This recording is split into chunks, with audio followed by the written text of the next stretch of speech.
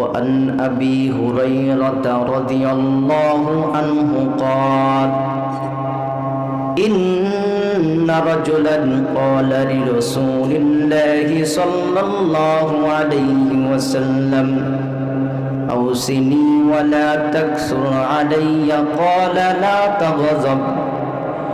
নবীজির দরবারে একজন ব্যক্তি উপস্থিত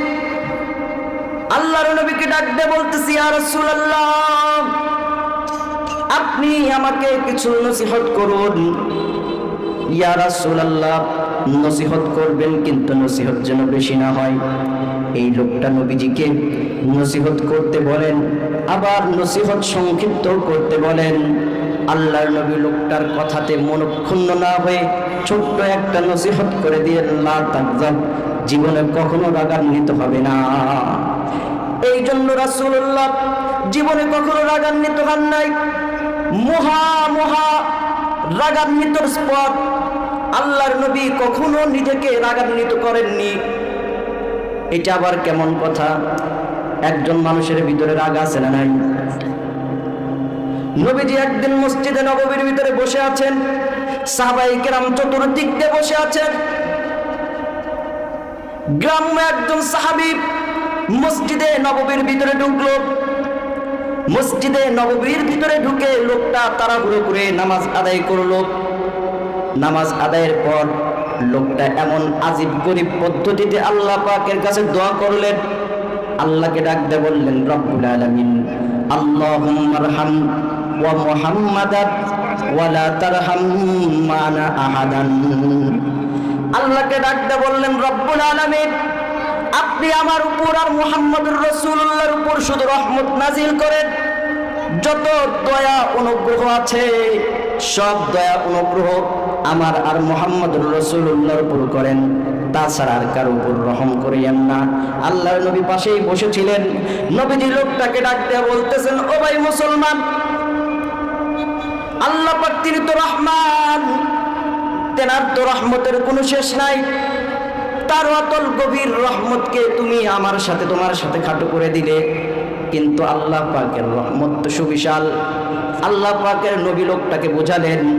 লোকটা কিছুক্ষণ পর মসজিদে নববীর ভিতর থেকে মসজিদে নববীর বাহিরে গিয়ে পেশাব করে দেয় সাহাবায়ে কেরাম চতুর্দিক দিয়ে বসে আছেন সাহাবায়ে কেরাম উদ্যত হলেন লোকটাকে বাধা প্রদান করার জন্য আল্লাহর নবী সাহাবীদেরকে ডাক দিয়ে বলতেছেন আমার সাহাবীরা লা তাজরিমু লোকটাকে বাধা প্রদান করো না কারণ বাধা প্রদান করে লাভ নাই লোকটা যেই কাজ করা দরকার ছিল সেই কাজটা করে ফেলেছে ও আমার সাহাবীরা লোকটাকে বাধা দিয়ে আর কোনো লাভ হবে না সাহাবায়ে কেরামকে রাসূলুল্লাহ নির্দেশ করলেন লা তাজরিমু সাহাবায়ে কেরাম সামনে যাইবা না সাহাবায়ে কেরাম একজনও সামনের দিকে এগিয়ে গেল না কেমন নেতার অনুসারী তিনারা ছিলেন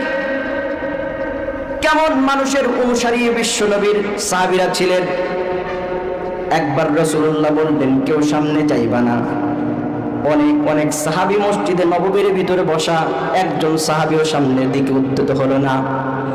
আমাদের জামানাতে যদি কোনো মানুষ সরকারি কর্মকর্তা হয় সরকারের ঊর্ধ্বতম কর্মকর্তা থেকে নিচ পর্যন্ত তাদের কাছে দেখবেন চেলা পান্ডা অনেকগুলো থাকে কি থাকে না এমন চেলা পান্ডাদেরকে যদি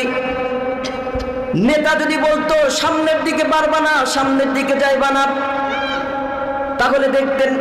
এই চেলাগুলো নেতার অন্তরে ভালোবাসা জোগানোর জন্য মহাব্বত জোগানোর জন্য দেখতেন চেলা পান্ডাগুলো গিয়ে কথাটাকে মানত না বরং ওই লোকটাকে বাধা দিত কিনা কিন্তু আল্লাহর নবীর সাহাবীরা নবীর কথা শোনার পরে আর বাধা দেন নাই কেমন সাহাবী কেমন নবী কেমন নেতা এই নেতার দৃষ্টান্ত এমন নেতার অনুসারীর দৃষ্টান্ত পৃথিবীতে আনতে পারবে না আল্লাহর নবীর সাহাবীরা তখন চুপ করে বসে গেলেন চুপ করে বসে থাকলেন আল্লাহর নবী সাল্লাল্লাহু আলাইহি ওয়াসাল্লাম তিনি যখন নিষেধ করলেন এইবার সাহাবীরা উপস্থিত থেকে আল্লাহর নবীর কথা শ্রবণ করতেছেন এই জন্যই তো সাহাবীরা এমন অনুসারী বিশ্বনবীর ছিলেন, যেই অনুসারীদের চরিত্র আল্লাহ পাকের নবীর চরিত্র, আল্লাহ পাকের নবী এবং সাহাবায়ে কেরামকে প্রথম যদি কোনো মানুষ দেখতো তাহলে নবীকে সাহাবীকে পার্থক্য করার কোনো সুযোগ ছিল না। দৃষ্টান্ত বুঝে নেন, আল্লাহর নবী যখন মদিনাতে হিজরত করলেন সাহাবীদেরকে নিয়ে, হযরত আবু বকর সিদ্দিক রাদিয়াল্লাহু তাআলা আনহু নবীর সঙ্গী হলেন হিজরতের। আল্লাহর নবী আবু বকরকে নিয়ে চললেন মসজিদে নববী থেকে। আল্লাহর নবী হযরত আবু বকর সিদ্দিকের বাড়িতে এসে এইবার আবু বকরকে নিয়ে চললেন হিজরত করে মদিনাতে। যখন রাসূলুল্লাহ পৌঁছে গেলেন,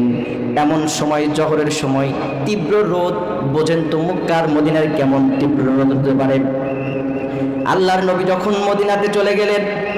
মদিনার আনসারীরা আল্লাহর নবীকে দেখে নাই, হযরত আবু বকরকে দেখে নাই, আবু বকরকেও চেনে না, নবীজিকেও চেনে না। এইবার আনসারী সাহাবীরা যারা ছিল আল্লাহর নবীকে এবং আবু বকরকে না চেনার কারণে এইবার সকলে গিয়ে হযরতে আবু বকর সিদ্দিকের খেদমত করা শুরু করে দিয়েছে। হযরতে আবু বকর উত্তপ্ত রোদ, দুপুরের সময় তিনি নিষেধ করতে পারতেছে না আমিন মুহাম্মাদুর রাসূলুল্লাহ নয়। আবু বকর তীব্র রোদের মধ্যে তার ব্যাগ থেকে একটা চাদর বের করলেন, এই চাদরটাকে আল্লাহর নবীর মাথার উপর ধরলেন। মাথার উপর যখন ধরেছেন, এই সময় সকল লোকেরা দেখলো তাহলে নবী তো ওই ব্যক্তি হবে যার মাথার উপর চাদর। তখন সকল আনসারীরা গিয়ে আল্লাহর নবীর খেদমত করা শুরু করে দিল।